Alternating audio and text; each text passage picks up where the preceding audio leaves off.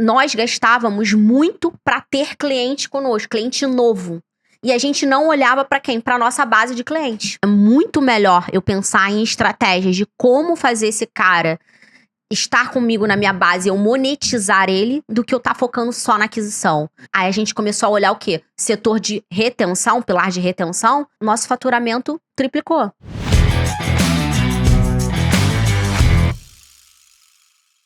Seja muito bem-vindo a mais um SuporteCast. Meu nome é Rafael Braga, eu sou seu host por aqui. Estou aqui, como sempre, com o meu co-host, Francisco Barsi, o famoso Chicão do Suporte. Bate aí, Chico. Vamos lá. Chico, qual é o tema do episódio de hoje? Marketing e vendas. Isso aí, para conversar sobre isso com a gente está aqui com Pandora Rebelo. Ela é sócia executiva da V4 Company. Então temos mais um convidado de peso aqui hoje, hein, Chico? Pandora, seja muito bem-vinda. Obrigada, Rafa e Francisco, pelo convite. É um prazer poder estar aqui hoje com vocês e poder compartilhar de conteúdos para esse episódio. Não, isso aí. Eu tenho certeza que vai ser um episódio, apesar da gente já ter feito alguns de marketing, a gente nunca fez mais para essa puxada que a gente vai fazer hoje. A gente já teve sobre gestão de marca, a gente já teve sobre marketing mais tradicional, varejo físico e tal, falar sobre essas coisas. Mas aliar marketing e vendas e falando muito sobre o digital, acho que vai ser o primeiro episódio que a gente está fazendo aqui. E até para dar um contexto para a galera que assiste a gente, explica um pouco o que é a V4 Company, o que ela faz e até um pouco de como você chegou aí, né? Porque a galera não sabe, mas a gente fez a mesma faculdade, né? Pandora é engenheira também e, de certa forma, a gente vai se enfiando em todos os mercados que tem por aí. Então, conta um pouquinho aí dessa história pra gente. Rafa, a V4 Company hoje, ela é a maior assessoria de marketing do país, né? A gente hoje, o nosso foco, a gente entendeu que marketing só é marketing quando tem venda. Então, o nosso foco hoje não é só marketing, a gente também atua muito no comercial, né? E o nosso forte, a gente entendeu depois de mais de 10 anos aí, o nosso método validado por grandes empresas do Brasil, né? A gente entendeu todo esse mecanismo e a gente hoje defende toda essa nossa metodologia estruturando e implementando em todas as empresas, não só de grande porte, mas também em pequenas e médias empresas, tá? O que eu acho legal da V4 é isso, né? Vocês conseguiram criar um modelo que atende desde o cara que tem uma loja pequena até uma empresa de, sei lá, as maiores do Brasil, por exemplo, né? Conseguem ser clientes de vocês, cada um dentro de um escopo de trabalho diferente. Chico já conhecia a V4 antes ou não? Não, eu conheço, assim, eu vejo o trabalho de vocês na internet, acompanho, já vi alguns episódios, coisa no YouTube. Como eu pesquiso muita coisa sobre venda, acaba o algoritmo me jogando para vocês. Acho interessantíssimo. Nunca imaginaria que eu ia conversar com alguém da V4 ao vivo. Grata surpresa. Eu acho que a V4 ela vem se estruturando, se reformulando a cada ano, né? E por a gente entender e a gente querer abraçar todo o Brasil, não só o Brasil, agora nossa meta também a gente tá começando já a olhar para fora do país, né? Então, com isso, a gente viu a necessidade de estar se adaptando a todos os setores, né? E por isso a gente hoje não se portamos somente como uma assessoria de marketing digital. Do ano passado para cá, a gente passou a fragmentar, a criar uma esteira de produtos, onde, com isso, fez com que a gente conseguisse abraçar todas as empresas de pequeno, médio e grande porte. Hoje a gente tem o V4X, o V4X trabalha numa linha muito ali voltado para contratação de equipe.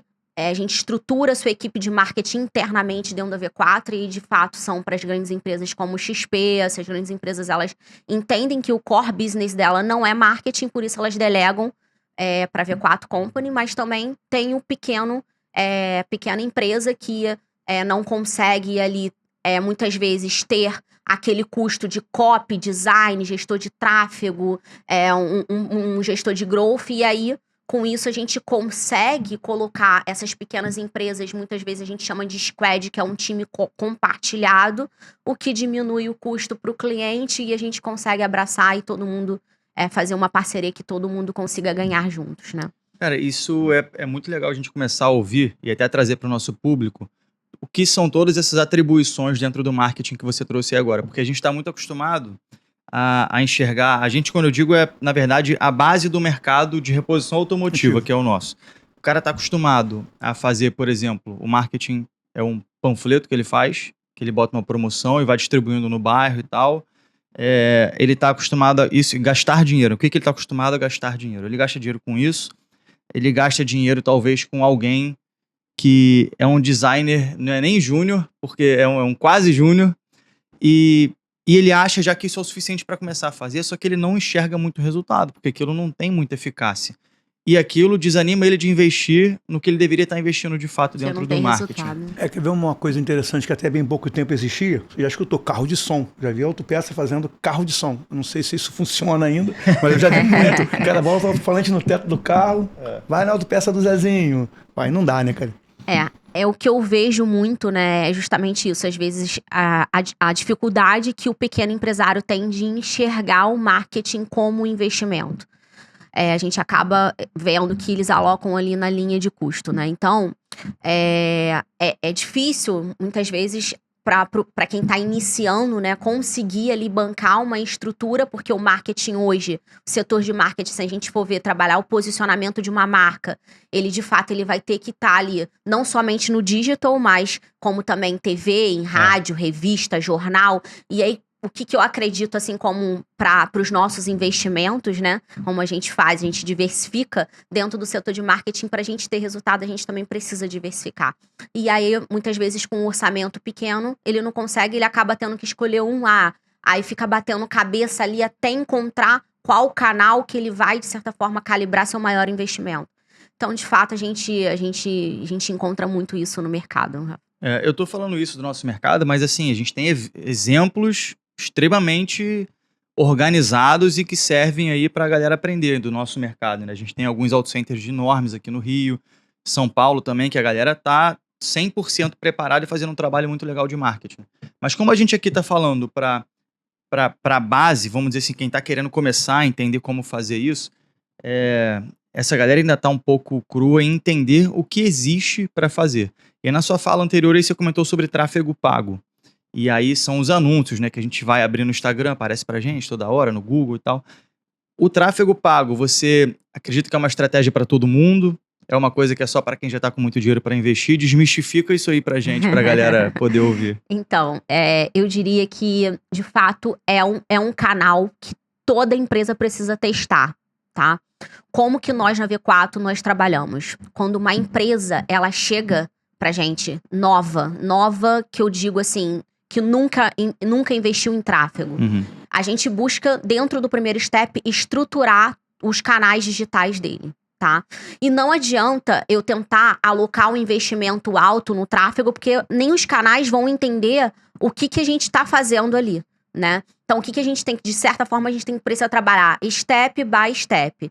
E entender que o marketing digital é de médio a longo prazo. Se a gente obtiver resultado no primeiro, no segundo, no terceiro mês, obviamente nós, como V4, a gente quer te entregar ROI, que é o retorno sobre o investimento que você está fazendo, né, no projeto, o mais rápido possível. Se obtiver no primeiro, segundo mês, ótimo. Mas a gente gosta sempre de trazer para o cliente o seguinte: olha, a gente vai trabalhar aqui com um tempo mínimo de 4 a 5 meses para, de fato, a gente já tá te entregando um resultado. Então, assim, eu acho que é um canal que todas as empresas precisam testar, porque passa a gente não depender somente de indicação ou somente de um PDV, que é a pessoa e a sua loja. A gente, dentro do tráfego, a gente consegue trazer pessoas novas para dentro, aumentar o nosso funil, né? Dentro do encher e trazer pessoas que não conhecem a gente mapeia toda a nossa persona e trazer essas pessoas para dentro do nosso funil e fazer um atendimento ali dentro do WhatsApp, conseguir mapear as estratégias para depois também trabalhar a retenção. Eu acho que hoje o marketing digital a gente consegue, de certa forma, mensurar e ter esses dados, que muitas vezes dentro da gente fazendo uma propaganda em TV, em rádio, a gente não consegue ter esses dados do cliente. Isso tem muito, né, no nosso mercado. Rádio ainda tem bastante. Usa muito. Mas, de fato, eu não vejo muito... Você não tem como mensurar o resultado, né? Isso. Mensurar o resultado... eu vou investir X na TV e X na rádio. Eu sei porque eu ano passado, eu trabalhei como diretora de uma TV e de uma rádio, e a grande queixa dos clientes que eu tinha lá era essa, que eles não conseguiam mensurar os resultados. E hoje, como você falou, nós somos engenheiros de produção. O que fez eu estar no marketing digital foi que lá na V4 a gente consegue trabalhar com esses dados. E eu me apaixonei por conseguir mensurar resultados, fazer projeções, escalonar projetos, entrar numa empresa e ver que ela não faturava nada e hoje ela já começa a faturar ali seus 200, 300, 100 mil que seja, por mais um canal que é oriundo do digital, não somente que ela tinha ali do PDV dela. Então, eu gosto dessa sensação, de fato, de estar agregando para as empresas, sabe? Sim. Assim, você fala muito do... Assim, o digital a gente sabe que hoje é a maior potência inexplorada dentro do nosso mercado, né? A gente sabe que tem mercados que são o oposto, né? Eles começam no digital depois acabam vindo para o físico. E assim, ó, a grande dificuldade que eu vejo hoje da galera começar, e aí eu tô puxando bem pro nosso mercado mesmo, lojas de autopeças, oficinas mecânicas, a galera começar a fazer esse trabalho, é porque eu acho que ainda falta um pouco do básico não, de algo que é mais intrínseco da marca mesmo, tipo, quem eu sou, onde eu sou melhor, por que a minha marca é diferente, porque a gente tá falando às vezes de uma oficina mecânica que oferece o mesmo serviço do cara que tá do lado, da loja que tá do outro lado, tá na frente da rua dele. Mas por que ele é diferente? E aí, se ele não tem essa definição de marca dele muito bem feita, o que ele vai fazer a partir dali, né? Como que ele vai fazer marketing sem ter esse inicial, né? Pensa aí quantas lojas tem no nosso mercado que, de fato, você olha e fala assim, pô, isso aqui é da marca tal, né? Eu não tenho. É uma coisa que você me falou aí agora, na sua resposta anterior, que eu fiquei curioso. Quando você fala uma propaganda em rádio ou em televisão, essas grandes mídias, é difícil de apurar esse resultado? Eu fiquei curioso aqui agora. Explica isso um pouquinho pra gente aí. Porque é o seguinte, porque geralmente isso não é barato.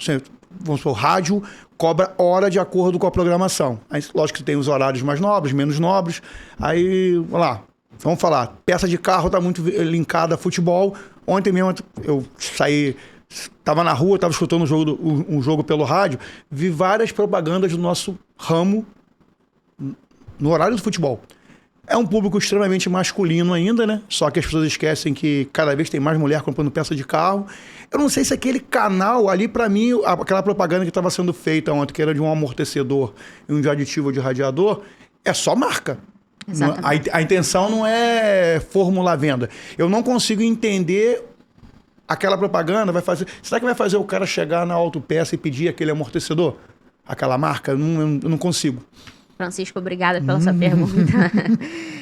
Eu acho que são duas estratégias que a gente tem, né? É a estratégia de posicionamento de marca, que é fortalecer branding, e como o Rafael disse, muitas vezes o segmento de vocês, eles não têm isso forte, né? Não sabem, muitas vezes, quem eu sou, né? Então, de fato, a gente primeiro precisa trabalhar esse branding para trabalhar o posicionamento de marca.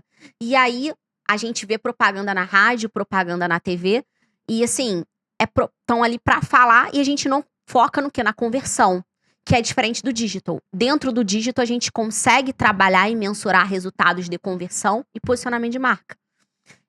Então, assim, ao meu ver, quando você pensa em estratégias de revista, TV e rádio, ali é estratégia de posicionamento de marca. Eu tô querendo que minha marca seja vista.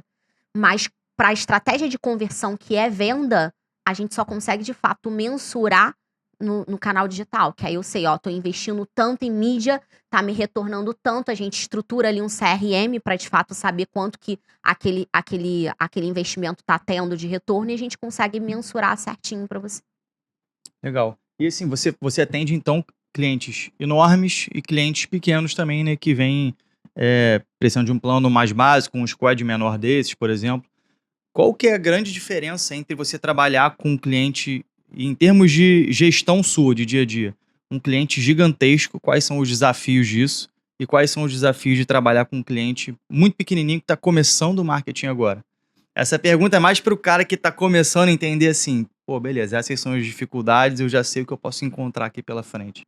É o resultado, né? Porque muitas vezes a empresa grande, ela já está muito bem posicionada e estruturada, e ela entende que o marketing, ela consegue entender o tempo que a gente leva para performar, que é de médio a longo prazo. Muitas vezes o pequeno empreendedor, ele não tem esse time de médio a longo prazo, ele quer o resultado para ontem. E aí, de fato, eu tenho que ter uma equipe mais, não digo assim, mais preparado. Eu tenho que ter uma equipe mais proativa ali, que esteja full time a atender essas, que eu coloque 10 contas por squad, a atender essas contas porque eu preciso de resultado mais rápido. Então, preciso acelerar, diminuir o tempo da minha cadeia para poder entregar mais rápido para esse cliente ver resultado, né? Então, acho que de fato, é o time. Realmente todo mundo é muito apressado quando começa, Pra tudo, né? Isso aconteceu com a gente, não lembro, talvez uns 6, 7 anos atrás, quando a gente foi fazer a nossa primeira experiência com um anúncio, com tráfego pago. E aconteceu exatamente isso. A gente tinha no contrato lá que a gente ficaria, se não me engano, 6 meses com eles, e eles fizeram essa proposta explicando exatamente o que você está falando aqui. Mas assim, na época, sem experiência nenhuma, eu falei, não, beleza, vamos fazer. Só que não acertou, dentro dos próprios 6 meses, o negócio não acertou, não andou muito. Eu não sei se você lembra, mas vinha muito cliente final, não vinha o dono do carro, né? Vinha no tráfego o dono do carro, e não de fato quem é o nosso cliente, que é o lojista e tal. B2B, né? Porque o foco de vocês hoje é o B2B.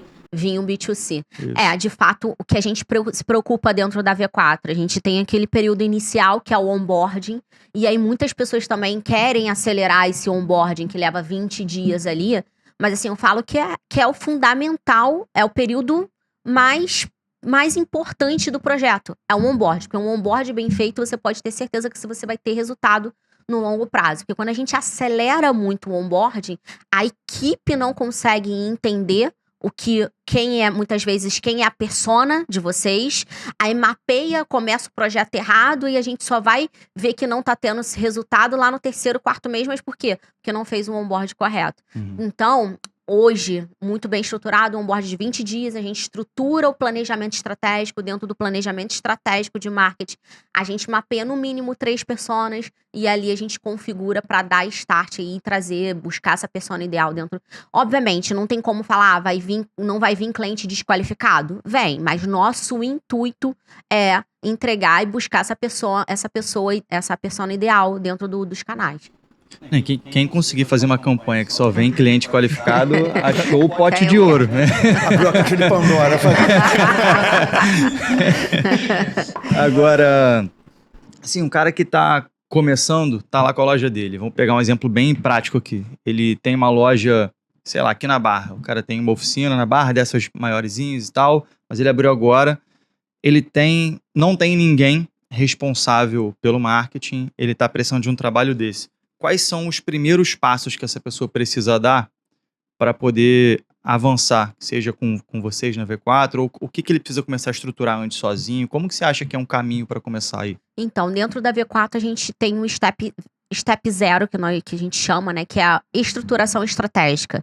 Dentro dessa estruturação estratégica, a gente faz toda a análise da empresa dele. Então, a gente faz a pesquisa de benchmark para entender quem são os concorrentes dele, aonde que ele tá, quem é a persona.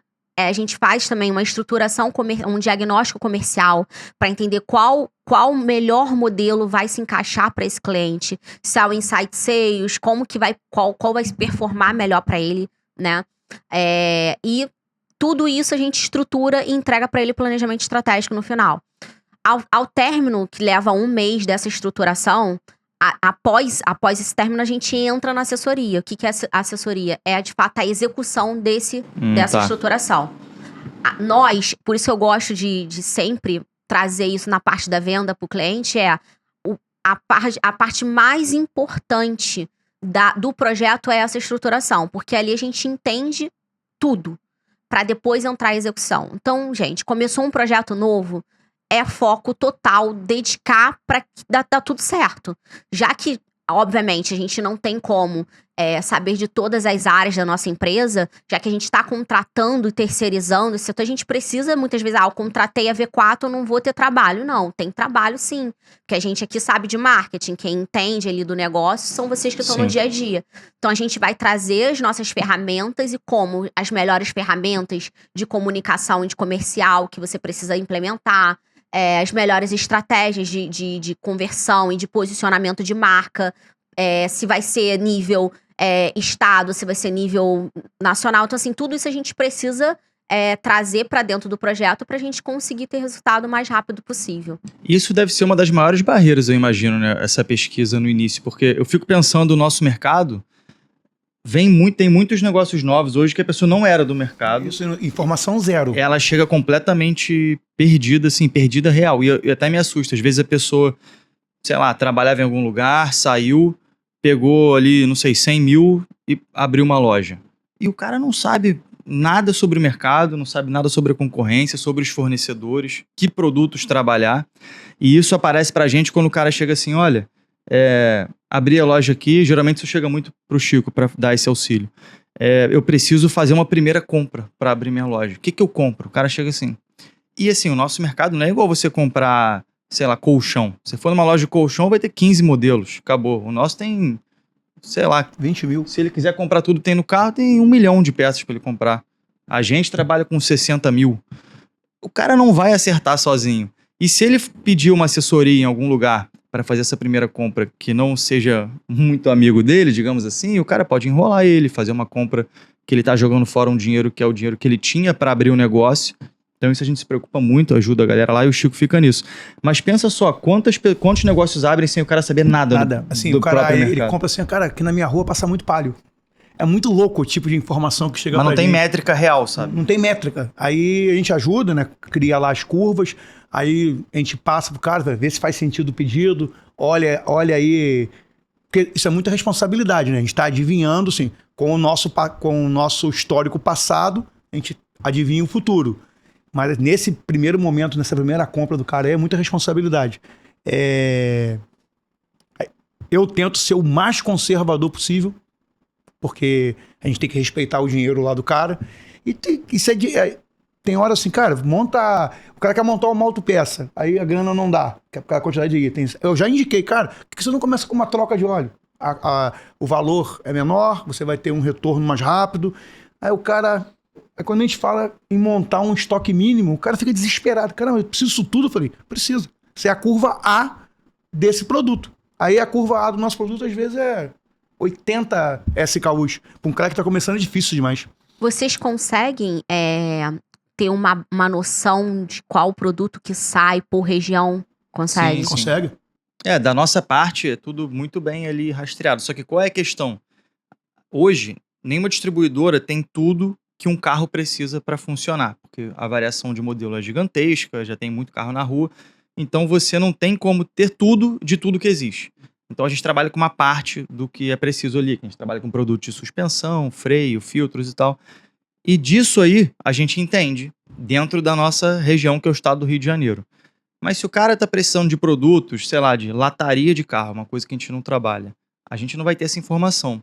E só que uma loja de autopeças, ainda existe muita loja que é generalista, né, que tem tudo. E aí esse cara precisa fazer uma colcha de retalhos de informações e juntando tudo de todos os lugares. Da nossa parte, ele vai receber mastigado, tranquilo, mas de outros fornecedores, eu não sei como é que isso vai chegar para ele. Tem muito feeling, Pandora. Assim, é uma incrível. Venda é uma coisa, compra é uma coisa que tem que ser gelada. Você olha para o passado e projeta o futuro. Como eu falei, a gente já bateu um papo antes de começar aqui a gravação, nosso ramo não tem datas, então não tem sazonalidade. Tipo Dia das Mães. Isso, Dia da Namorada, aí você sabe, mas Páscoa, você sabe que vai vender uma quantidade absurda de chocolate, mas qual tipo, você vai variando. Nós não temos isso. A questão também do preço, o preço é um fator importante, mas ele não vai fazer você, como consumidor final, comprar mais porque o preço está muito barato. Você vai comprar simplesmente a sua necessidade. A sua necessidade. Que esse é o grande negócio da gente aqui. Briga muito por recorrência. Nossa briga aqui é recorrência. Chegou um cliente novo no nosso porte. A primeira venda é legal? Óbvio que é legal. Conquistou um novo cliente. Mas assim, e o depois? A recorrência. Retenção e recorrência. Que aí esse cara... Às vezes, para você conseguir um cliente novo, não é barato. Você investe no cara, vai à promoção, a gente bola alguma coisa de ação com o cara lá, quando o cara está inaugurando a loja, tipo café da manhã. Isso tudo é custo. E agora, o que vai pagar todo esse investimento é a retenção e recorrência. Legal, Francisco. Você está falando isso que, na minha linguagem do marketing, isso tudo entra como custo de aquisição do cliente. Custo de aquisição de cliente é tudo que eu estou investindo para poder eu ter esse cliente dentro da minha base. Depois que eu tenho esse cliente, todas as estratégias que eu traçar daqui pra frente, pra eu, de fato, fazer com que ele compre, pra eu aumentar o meu LTV dele, que é o período que ele compra comigo, né? Meu custo é zero, porque eu já tenho ele na minha base. Então, é muito melhor eu pensar em estratégias de como fazer esse cara estar comigo na minha base e eu monetizar ele, do que eu estar focando só na aquisição. Isso hoje é o foco da V4 e é o que tá virando nossa chave hoje nível Brasil. Que a gente, antes, nosso foco era aquisição. Nós gastávamos muito para ter cliente conosco, cliente novo.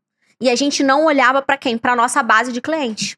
Quando a gente começou a reformular todos os nossos produtos, a fragmentar, criar uma esteira de produto como vocês têm, e pegar os nossos clientes, criar novos times de monetização e fazer com que esses times olhassem somente para a nossa base de cliente, aí a gente começou a olhar o quê? Setor de retenção, pilar de retenção, nosso faturamento triplicou. Então, hoje, dentro da V4, a gente está estruturado em aquisição e monetização. Não somente olhando para novos clientes que estão entrando, mas também para aqueles que estão conosco. Porque esses que estão conosco, a gente não tem um custo de aquisição. Lógico. O cara precisa, se eu não fechar, se eu não oferecer para ele vai fechar com outra pessoa. E assim, é a mesma coisa é o caso de vocês. Se vocês já têm essa base estruturada, por que eu não vou entender qual o momento certo de fazer aquela revenda para ter aquele cliente ali comigo? Então é sempre o foco o quê? Foco no cliente. Entender qual é o momento certo que eu tenho que fazer aquele contato. O contato é no WhatsApp, é uma ligação. Então tudo isso é o quê? Dentro do comercial, você entender qual é a forma certa de você abordar o seu cliente. Então isso tudo a gente gosta de deixar tudo muito bem estruturado para os nossos clientes. Isso aí, Panzera, é o nosso grande desafio. A gente tem lá um ecossistema de clientes, faz a primeira venda e a segunda. A gente tem várias linhas, a gente tem que cada vez... ele comprou um produto A, mas a gente tem produto B, C, D e vai por aí afora. Tem que oferecer, tem que vender, recorrência vai por aí. É o tempo inteiro. Assim, se o time de venda parar e a gente parar, daqui a pouco eu vou viver de conseguir cliente novo. Isso é caro, é custoso, entendeu? E é difícil. Então, você conseguir um cliente novo é difícil, é muito difícil. Já tem um cliente dentro de casa, cuidar bem dele, foco total nele e com a nossa linha, que no caso vocês são os seus produtos, e vendendo, oferecendo, estabelecer o melhor momento. Não vejo outro modelo. Agora, que você falou da recorrência, a gente tem um benefício que às vezes se torna um problema. Sabe o que é? O nosso cliente, ele precisa da gente o tempo todo. Por quê? Porque hoje ninguém quer fazer um estoque gigantesco, porque a gente sabe que a logística é rápida. Eu posso entregar para ele sob demanda muito rápido. Então ele não precisa deixar o dinheiro dele parado em estoque dentro de casa para acontecer aquela venda. O que ele faz? Ele mantém os estoques muito menores do que se mantinha antigamente e vai comprando com uma recorrência maior. Só qual é o problema disso? Não hoje, né? Mas foi o que a gente identificou um tempo atrás. Você se torna um vendedor preguiçoso, porque o cliente vai voltar. Então você se acostuma com aquilo. E aí você, na época, isso foi antes da vinda do Eduardo, que a gente começou a olhar muito para a recorrência. O Eduardo é nosso gerente comercial lá hoje. A gente começou a olhar assim, eu lembro, a primeira vez que a gente olhou um gráfico, eu coloquei lá todos os clientes, os meses nas colunas, aí ficava pintado o mês que o cliente comprou e ficava em branco o mês que ele não comprou. Aí a gente olhou, o Chico apelidou aquilo de queijo suíço, era todo cheio de buraco. A gente olhou aquilo e falou assim, cara, o cliente tá vindo comprar quando ele quer. A gente, por isso que eu tô falando, é um benefício, porque ele sempre precisa da gente, mas é um problema porque a gente tá sentado em cima disso, a gente não tá correndo atrás. Aí a gente começou a criar formas de fazer isso, aumentar a recorrência. Aí depois veio CRM, playbook de vendas, que o Eduardo fez uma reformulação lá agora também. Porque o cara, às vezes, quando vai ver, ele tá 3 anos comprando com a gente, todo mês. Aí eu abri a compra dele lá, ele compra uma linha. A gente tem 100. Uma linha de produto, o cara só lembra da gente daqui ali e as outras. Por que ele não tá vindo? Aí a gente começou a atuar tudo nisso e, de fato, igual que você falou, o faturamento vira uma outra... Faltava conversa, porque é o seguinte, você entra na zona de conforto, eu sou vendedor aqui, então o vendedor é preguiçoso, eu sou um deles. Quando você tem um cliente que não te você acha que é mentira, cara. Ele é o cara com mais energia, né? Eu sou vendedora e eu sou faca na cadeira. Ele é também, é mentira, cara. É mentira dele. Porque o que acontece é o seguinte, você às vezes entra numa zona de conforto. Você tem um cliente que te dá um número, correto? Um número. Pô, o número do cara é bacana. mas o número é bacana. Advém da onde esse número? No nosso caso, às vezes vem de uma linha, pô. Aí você entra nessa zona de conforto. O que eu falo é a preguiça, é isso. O vendedor, antes de tudo, tem que ser analítico. Pô, cara, eu tenho 100, 200 grupos. O cara me dá um faturamento legal, que já é legal, com 2 grupos. Por que não oferecer para ele mais 30, 40 grupos? Aonde pode ir o faturamento desse cara? O céu é o limite. Que eu falo assim, o preguiçoso é isso. Porque às vezes o cara só olha o número final. Por exemplo, você tem lá um cliente na sua agência lá. O cara te dá um número R$1 de faturamento. Pô, o faturamento do cara é maravilhoso. Mas o cara só está comprando um produto. E tem muito mais coisas que você tem lá para oferecer. Aí, mas por quê? A gente às vezes senta no número do faturamento final e não abre a análise. Quando você abre a análise, peraí, opa, tem oportunidade dentro desse cara aqui que a gente não está olhando. Pelo menos assim, no meu segmento, o que eu gosto de analisar, né? Toda vez que eu vejo, eu sento, tenho as rotinas de gestão com o meu time, né? Ou eu olho cliente a cliente, eu olho a meta, olho o quanto que a gente faturou mês a mês do cliente dentro da linha do digital. E aí eu olho o que ele tem, o que a gente pode ofertar. Só que eu gosto sempre de olhar também se o que eu vou oferecer pra ele não vai ficar caro demais, se não vai ficar oneroso, porque aquilo pode me gerar um churn, que é o cancelamento num curto prazo. Então eu também me preocupo, que aí de fato não tem como ser preguiçoso, porque se eu for preguiçoso e só querer vender, eu vou vender naquele mês, mas eu vou ficar sem nos próximos. Então tem que ser uma venda inteligente, que eu digo. É tentar entender se aquilo que eu vou oferecer pra ele vai ter resultado. Então, quando eu ofereço um CRM, o CRM ele pode não ver faturamento com o CRM, mas ele sabe que é uma ferramenta de gestão que, se ele souber utilizar da maneira correta, ele vai conseguir monetizar os clientes dele, quer vender mais. Então, eu tenho que estar o tempo inteiro entrando com ele em reunião e mostrando pra ele a importância de tudo que ele tem comigo. Esse eu acho que é a virada de chave, que aí eu, de fato, consigo manter esses clientes na base. Isso acontece com a gente também. Às vezes, a gente estava conversando ontem, um fornecedor nosso, isso tanto a gente comprando quanto a gente vendendo. Fornecedor nosso, no fim do ano, anunciou lá uma mega subida de preço e tal, e ia ter uma condição diferente para quem comprasse antes da virada do preço, não sei o quê. Aí a gente aproveitou lá e fez um estoque muito acima do que a gente costuma fazer. E aí aconteceu o quê no mês seguinte? Pô, cadê o pedido? Cara, tô com estoque aqui pra sei lá quanto tempo. Tem que botar pra rodar agora. Então, assim, por mais que às vezes... E eu entendo que quando você fala, assim, em corporações muito grandes, tem que ter um número que tem que ser entregue lá quando fechar dia 31 de dezembro. E beleza.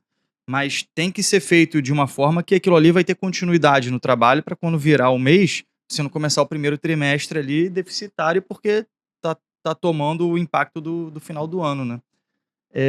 Agora vocês começaram um tema que eu achei legal, que é o vendedor. Assim, eu acho que a forma que o vendedor é visto tá mudando muito. Não só ele mesmo se vendo dentro da profissão, mas a forma que o perfil de vendedor ideal vem se desenhando de uns tempos para cá. A gente mudou muito o perfil que a gente divulga a vaga, que a gente contrata. E isso com certeza vem se tornando cada vez mais analítico. Como que vocês enxergam isso dentro da V4, assim? Tanto o perfil de vendedor, que é o que vocês gostam de trazer hoje para vocês, e também o treinamento deles. Como é que é isso hoje? Dentro da V4, hoje, a gente tem uma persona ali para essa cadeira, tá? Obviamente, isso que a gente tem que analisar dentro da empresa, que a gente tem que mapear, né? Remuneração. A cadeira de um vendedor. Porque quando um vendedor quer dinheiro no bolso. Então, quanto que a empresa estaria disposta a pagar de comissão e ter de remuneração para essa cadeira? E aí você começa a desenhar quem é a persona para essa cadeira.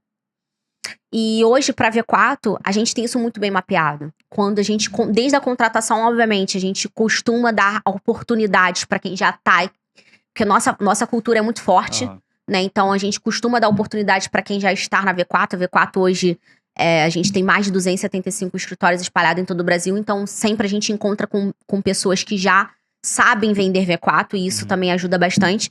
Mas eu acho que a área de people, ela se desenvolveu muito, né, dentro da V4. E ela consegue trazer uma trilha de treinamento gigantesca. Então não importa quanto tempo você tá na V4, treinamento é diário. A gente tem treinamento diário. É vendedor, último dia do mês, tem que estar na empresa, vendendo. Então, assim, a gente deixa muito claro, aqui a regra do jogo é essa. Você quer entrar pra esse jogo? Se não quer, se é outro pensamento, se o mindset é outro, essa cadeira não é pra você. Então, de certa forma, é deixar muito claro qual é a regra do jogo no início, antes do vendedor sentar ali pra começar a trabalhar. Porque não é fácil a carreira de vendedor. Você tem que preencher CRM, você tem que bater meta, você tem que ter um emocional, um emocional muito bem estruturado, porque senão você não aguenta. É verdade. Você vê ali, V4, muita pressão, a gente precisa estar ali atrás da meta o tempo inteiro, então às vezes ele entra sabendo quantas ligações ele tem que fazer no dia pra ele ter aquela taxa de conversão no final do dia. Então a gente tem rotinas de gestão, que é o daily, que é o weekly e é o monthly. Então, dentro do daily, a gente analisa, quantas ligações você tem que fazer, quantas você tem que passar pro closer, que ali a gente divide, né, as cadeiras em BDR e em closer. Então, de certa forma, a gente tem tudo isso muito bem mapeado. E aí, se o lead não converteu, a gente entra num follow day, a gente criou ali uma rotina de ter sexta-feira o follow day, onde a gente vai puxar tudo que a gente enviou de proposta. Então, essa rotina, toda essa gestão que a gente faz, a gente vê final do mês e premiação também, né? Acho que isso é muito importante, a gente trazer, a gente ter muito bem mapeado quais são as premiações que a gente vai estar dando para os vendedores, porque isso incentiva eles a quererem buscar a meta. Então, se você tem que estar... Primeiro ponto é traçar a meta pra ele, traçar a rotina dele diária, traçar a rotina da semana, pra ele saber quanto que ele tá, se ele tá 50% distante da meta ou não, tô próximo, vou fechar. De certa forma, ter isso muito bem mapeado e ter uma pessoa ali monitorando, que aí é a parte da gestão, né? Pô, eu gostei desse follow day, porque a rotina que a gente traçou dentro do nosso CRM, cada lead que tá ali dentro, ele vai ser contactado no que ficou marcado para ele ali, né? Mas a gente tinha, na verdade, antigamente, todos os meses a meta para o vendedor. Só que em qualquer empresa hoje esses períodos estão se reduzindo, né? A gente passou para semanal, tem meta semanal, tem objetivo diário que tem que ser atingido. Acho até muito por conta disso, você falou de inteligência emocional do cara estar preparado, porque é como se todo dia o jogo tivesse 0-0 de novo. Começa aquela pressão todo dia às 8 da manhã de novo. Mas eu gostei desse follow day, porque aí você consegue juntar a galera ali que ficou sem resposta, que não teve contato ali num dia só e arrebenta tudo na sexta-feira. Follow day, como é que a gente faz? Vamos lá, são várias unidades, a gente tem um CRM, o Salesforce, e ali a gente tem o funil, né, que a gente dá cadência, e a matriz, ela consegue identificar os leads que não tiveram conversão, não fecharam contrato. E aí, normalmente, eles puxam. E aí, um vendedor que fez, provavelmente você vai estar recebendo um contato de um outro vendedor, que às vezes um não converteu, o outro vai converter. Então, isso é legal, às vezes, você também fazer essa troca, entendeu? Isso é alguém que faz essa troca para um outro closer ou é o sistema que joga lá? CRM, o CRM. Entendi. Uma pergunta aqui. Essa taxa de conversão, o que para vocês, na métrica de vocês, é aceitável? Entrou 10 leads. E vamos falar em percentual de fechamento. Qual que é o aceitável? Quando é menos que isso, acende nem a luz amarela, a luz roxa. Depende. Minha taxa de conversão, vou dar um exemplo pra você. Minha taxa de conversão hoje tá 82%. Então, quando eu sento de todos os clientes que eu atendo... Você é faixa preta, pô. Isso aí não, na média, na média da empresa. Então, que é aceitável. Vamos trabalhar ali com 62%, 65%. Que é difícil, tá, gente? Não é fácil. Para de fato você conseguir trabalhar essa taxa, vai levar aí uns 3, 4 meses de capacitação, de treinamento, tem que estar com todas as objeções ali mapeada, conseguir contornar. De certa forma, venda é o quê? É relacionamento. Isso. É a confiança. Muitas vezes, eu vou dar um exemplo. Eu trabalho com marketing digital. Eu vou nas grandes empresas, mas... O cliente está fechando comigo, ele acha que sou eu que vou sentar e vou fazer o tráfego pago dele? Sou eu que vou fazer o criativo? Sou eu que vou fazer a copy? Não. Mas é o relacionamento. Ele confia em mim. Ele sabe que eu não vou contratar qualquer pessoa para tocar o projeto dele. Então, assim, de certa forma, isso tudo é a atmosfera que Até porque se ele ficar insatisfeito, ele falará com você. Comigo, exatamente. Então, acho que é isso. Então, a taxa de conversão ali que a gente busca, obviamente, nisso, a pessoa vai estar ali com 20%. Mas você tem que ir acompanhando para você ver a evolução. E aí, eu gosto de mapear. Líder é isso, tá? Líder é você chamar, fazer o one-on-one com eles, mostrar onde que ele tá e para onde que ele tem que ir. Tá, ó, você tá aqui, eu preciso que você chegue aqui. Pra você chegar aqui, você tem que dar a direção pra ele. Então, eu gosto de fazer isso, ainda mais com o meu time comercial. Eu, dentro da V4, eu tenho uma cadeira mais de comercial do que de marketing. Então, principalmente, eu gosto de estar atuando porque eu sou fechamento. Eu falo, ó, traz o lead, prepara, porque quando eu entrar é pra eu fechar. Então, é relacionamento. Tudo é a construção do relacionamento. Eu acho muito legal na V4, desde que eu comecei a acompanhar lá, quando era bem menor do que é hoje ainda, já era tudo muito orientado a dados, né? Você sempre via, seja lá dentro do escritório, ou até algumas reuniões eu cheguei a fazer uns anos atrás, também com o pessoal da equipe de vocês, tudo é sempre orientado a dados. Nunca é uma conversa assim, isso aqui dá para fazer tanto, isso aqui não. É tudo com histórico, com resultado de outros clientes e tal. E isso para mim é uma coisa que demorou. Eu acho, se for pegar a nossa trajetória como empresa da suporte, a gente demorou a adotar isso como uma filosofia do que a gente vem fazendo, porque o mercado, por incrível que pareça, assim, o mercado de autopeças movimenta bilhões, trilhões, vou pegar aí o período anual, mas é tudo assim muito rudimentar ainda, em algumas empresas que você vê que são gigantescas. A gente faz coisa muito mais profissional, muito mais amadurecida do que empresas distribuidoras também que são muito maiores que a gente. Mas é porque eu acho que foi um mercado que foi tão próspero durante tantos anos e décadas aí, né? Que isso foi deixado de lado, sabe? As pessoas não investiram tanto em se aprimorar em alguns aspectos. Mas, óbvio, sempre tem as exceções, né? Eu não tô aqui generalizando. Tem empresas que são exemplos pra gente, são referências. Mas os caras crescem absurdamente também. Crescem gente, muito. Eu acho que assim, não tem como uma empresa hoje. É difícil, tá? Pelo menos é difícil você crescer sem você ter dados. Tem. E se você não sabe pra onde você tá indo, qualquer coisa serve. Não vai crescer, mas você não vai saber como você vai ter um boom. Mas e aí, pra onde que eu vou? O que eu faço com isso tudo? Esse é o grande problema no nosso ramo hoje. Tem muita gente aí crescendo, mas assim, cresce. E aí? Da onde tá vindo isso? O que eu preciso? Qual é a venda que eu preciso fazer mais pra eu ter uma margem de lucro melhor? Então, assim, qual produto que eu tenho a margem de lucro melhor? Então, assim, de certa forma, se você não souber esses dados, você vai ficar vendendo, muitas vezes, faturamento não é lucro. Isso é bom a gente também frisar, porque eu tô faturando X, mas às vezes o que tu tá faturando tu tá tendo de custo, tá tendo de despesa. Então, assim, por isso que é importante você conseguir mensurar os indicadores de cada área, para de fato você conseguir crescer. E isso foi o que me encantou na V4, que a gente, como engenheiro, quando olho para um número e falo, nossa, tô investindo, tô trazendo isso, e de fato tô no caminho certo. E passar essa previsibilidade para as empresas, para mim, é algo que eu mais gosto, de certa forma, dentro do marketing. Não, tem empresas que crescem, mas no nosso país, que tem muita inflação, o cara não bate nem a inflação e acha que está crescendo. Na verdade, ele está diminuindo. Ontem à noite, você falou isso de engenheiro viciado em dados. Ontem à noite a gente teve uma reunião de sócios e eu estava contando como que eu faço a compra do mercado, né? Que eu peso minha comida, aí eu vejo quantas refeições são na semana, aí jogo quanto que eu tenho que comprar de cada ingrediente. Eles ficaram me chamando de maluco. Mas isso mesmo, não sei. Né? Mas não, isso é bom, cara. Você ter previsão de tudo que vai acontecer é bom, assim. Óbvio que é um pouco exagerado em alguns sentidos, mas é bom. Eu acho que tem que ter um meio termo disso para as pessoas entenderem que dá para começar com o que tem, porque senão o cara vai achar daqui a pouco que ele precisa de um mega sistema que custa milhões para ele poder começar na loja dele. Não é isso, sabe? É mensurar, às vezes, o que ele já tem e não tá olhando.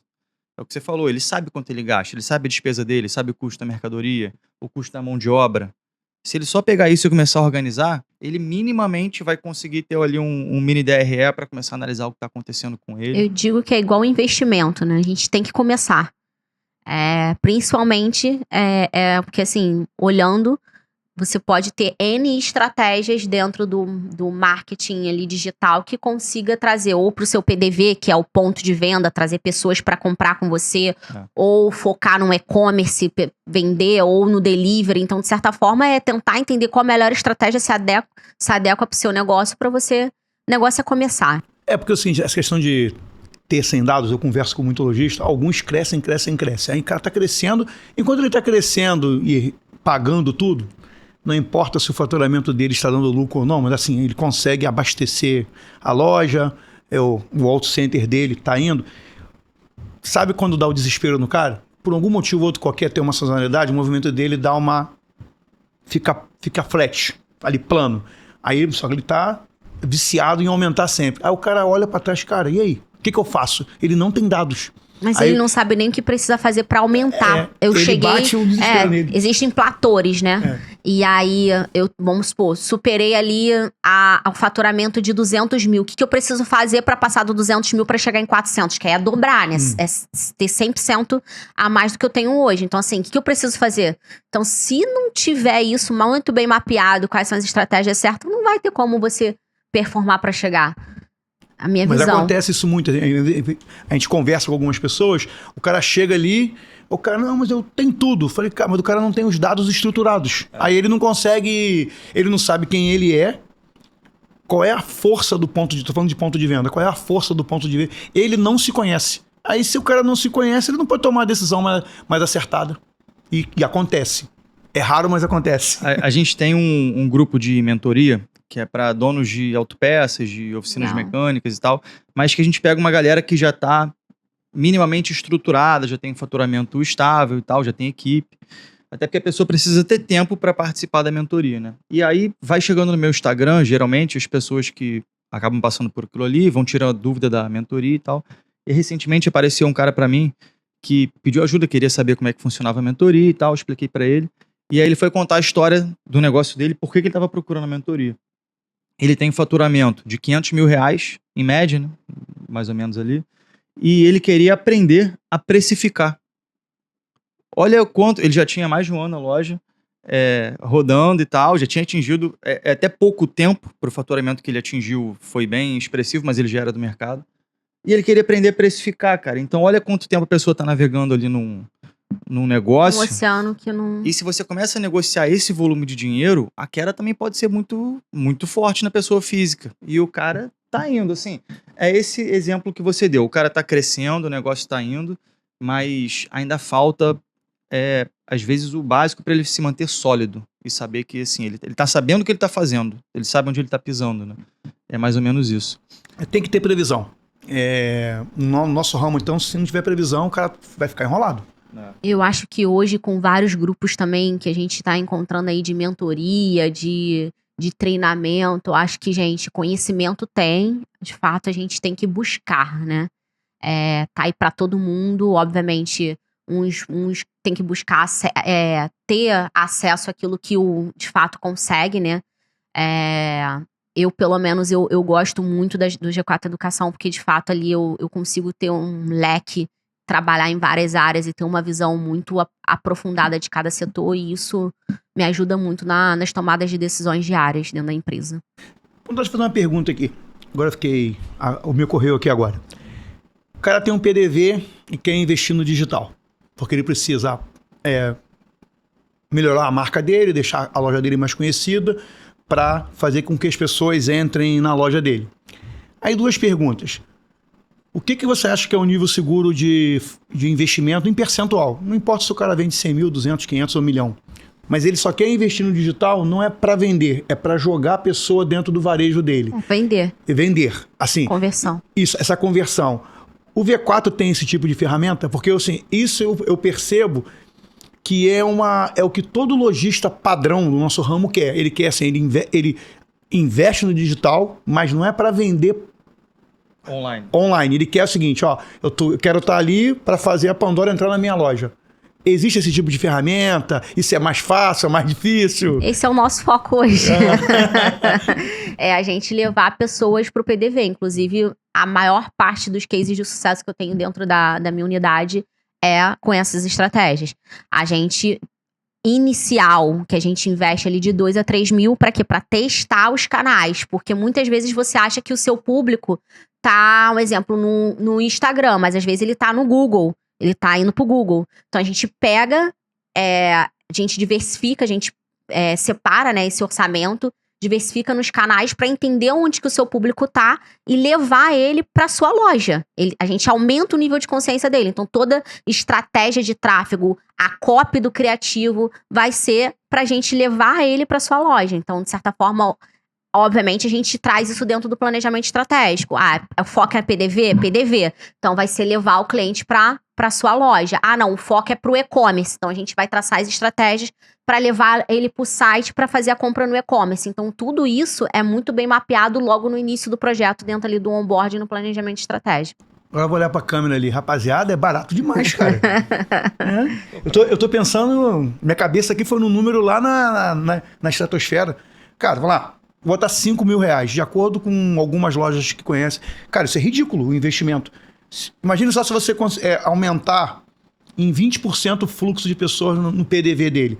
A chance dele converter isso, esses 5 mil reais, virar água, virar nada, é altíssima.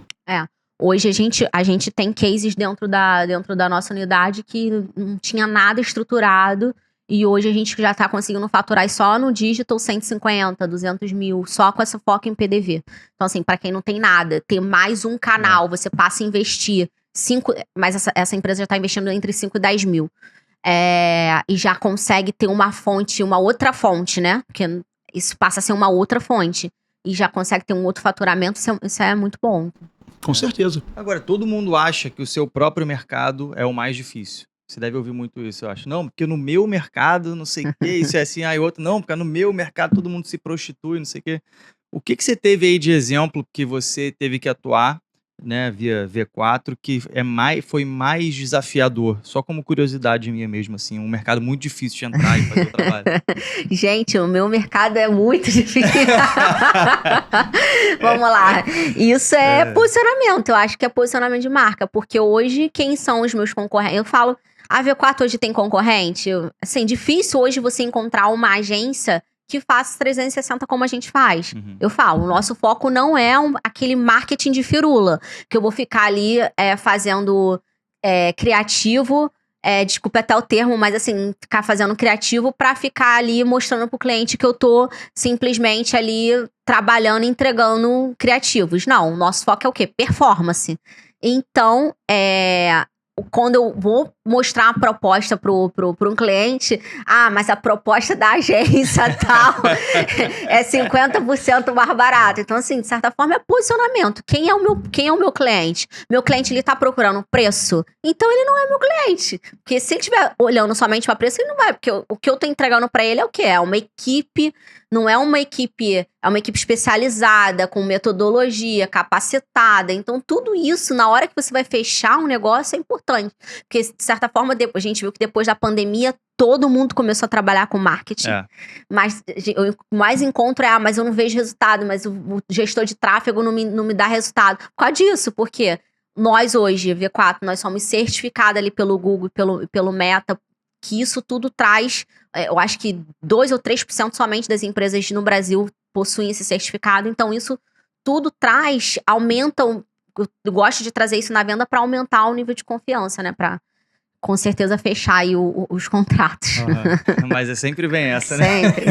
Assim, muito caro, eu escuto direto, muito caro, tá? Isso eu escuto o dia inteiro. Mas caro, de certa forma, caro. É o foco no resultado. Tô aqui trabalhando para te trazer resultado. Então, você tem que ter um a mais, porque eu não vou botar uma equipe muito júnior pra trás, não vai trazer resultado. Então, até o nível da equipe, eu busco trazer ali qualidade o máximo para, de fato, as ferramentas, time. Então, tudo isso influencia muito no resultado final do cliente.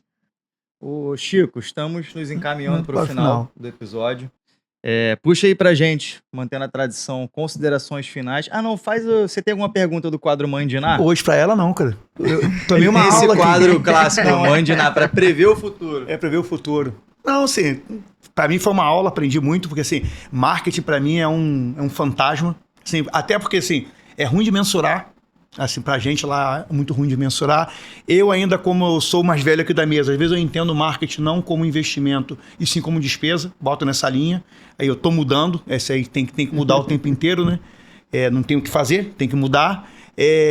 A dificuldade que eu tenho, que muitos lojistas devem ter também, é porque os caras querem assim, pô, eu coloquei lá com a Pandora R$5.000. Ele quer que esses 5 mil se transformem em 200 mil de faturamento em 48 horas. Não é mais ou menos Esse isso. é o desafio. Antes de virar o mês. Antes de virar o mês. Essa é a grande dificuldade. E pós-pandemia, cara, esse processo acelerou muito.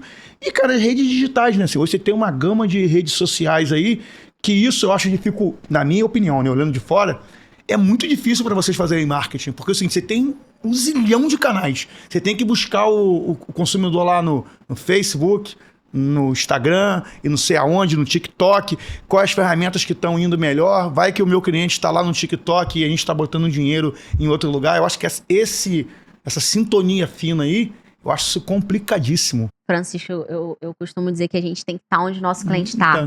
Então, assim, hoje, Pandora, eu tô conectada no meu celular praticamente, no mínimo, aí 15 horas no dia. Delícia, hein? TV, trabalho, tudo aqui. Então, TV, eu nem tenho tempo pra assistir TV. Rádio, quando eu tô num carro um dia ou outro. Então, assim, de certa forma, você precisa entender onde meu cliente tá. E se tá ali. Se ele tá na TV, eu vou pra TV. Se tá na rádio, eu vou pra rádio. Se tiver no digital, tem que estar no digital. É mais ou menos, acho que essa é um mindset que a gente precisa ter como um empresário pra essa virada de chave. Com certeza. Isso realmente é muito difícil, né? Porque a nossa atenção está sendo roubada o tempo inteiro para todos os lados, né? Então você está falando aqui sobre o seu trabalho e aí você de repente vai impactar o cara com a mensagem no WhatsApp, mas ao mesmo tempo vai chegar a mensagem do grupo da família, um amigo, uma mensagem do e-commerce que o cara comprou ontem, não sei o quê. Então é tudo assim, é muito fácil perder a pessoa. Você às vezes está investindo ali tanto num canal e aquilo tá dando certo até o momento que começa a desandar, aí você vai entender por quê, e às vezes o consumidor mudou um pouquinho o comportamento e foi para outro canal. Por isso, dos testes que a gente faz no período inicial, a gente busca colocar os clientes sempre no mínimo em 3 canais. Que aí a gente encontra ele em todos os canais. Ele fala, nossa, eu tô sendo impactado pela V4 no YouTube, pela V4 no Instagram, pela V4... Nossa, eu tenho que fechar com esses caras, porque o tráfego deles é muito bom. Eles estão em todo lugar. Eles estão em todo... Eu ouço isso direto. Eu percebi isso no Instagram. Teve uma empresa, foi até um pouco antes da pandemia, que conseguiu fazer raiva em todos os usuários de YouTube no Brasil, que foi a Empíricos, né? Teve uma época que, pelo amor de Deus, aquele cara aparecia em todos os lugares. Você fica assim, cara, não é possível, vou ter que ver o que ele tá falando aqui. Como estratégia de venda, quando eu começo sempre... Você conhece a V4? Não. Entra no Instagram da V4 aí pra você conhecer a nossa empresa. E aí já era. Pronto, já era. Que a gente faz tráfego, vai receber direto. Então, isso tudo são estratégias de como que a gente tenta reter a atenção desse cliente com a gente. Não, muito bom. Pandora, obrigado demais por você ter participado aqui. A gente tá chegando no finalzinho do nosso horário. Para mim foi bom pra caramba, já absorvi aqui algumas coisas que eu peguei para consultoria pessoal aqui, para a empresa. Assim, é legal a gente ver como que trabalham algumas empresas que são mais estruturadas, principalmente no seu caso em vendas e marketing, porque a gente como empresa, a gente sempre busca referências de fora, né? Você comentou a V4, a própria G4, que você comentou também, a gente busca treinamento sempre lá. E isso traz pra gente referências de fora do nosso mercado, que na minha opinião é o que faz a gente ter um crescimento fora da curva dentro do que a gente faz, né? Dentro do mercado automotivo. Porque se a gente for ficar fazendo o que todo mundo já faz aqui, o máximo que eu vou fazer é chegar onde alguém já chegou. E a gente está aqui sempre correndo por fora, né? Para tentar buscar uma diferenciação. Então, assim, você agregou pra caramba pro nosso mercado aí, tenho certeza. A galera vai curtir o episódio. Obrigado por você ter vindo. Eu sei que a agenda de dono de negócio sempre é apertada, eu sempre comento isso aqui. Mas valeu, se quiser deixar um recado final pro pessoal aí que estiver começando, quiser deixar seu contato também, fica à vontade. Obrigada, Rafa, obrigada, Francisco, aí pelo convite. Eu também gostei muito de poder estar aqui com vocês hoje. Gente, quem quiser, estou ali no Instagram com Pandora Rebelo. Ali fica fácil o contato, só me chamar no direct que o meu comercial vai entrar em contato com vocês. Fechou. Então, muito obrigado. Fechamos mais um episódio. Galera, vocês me encontram no Instagram, @RafaelBraga1, Suporte Distribuidora, no @Suporte Distribuidora, e o SuporteCast aqui, @SuporteCast. Tudo muito fácil de encontrar. Esse foi mais um Sportcast. Até o próximo episódio e tchau. Tchau. Tchau, gente.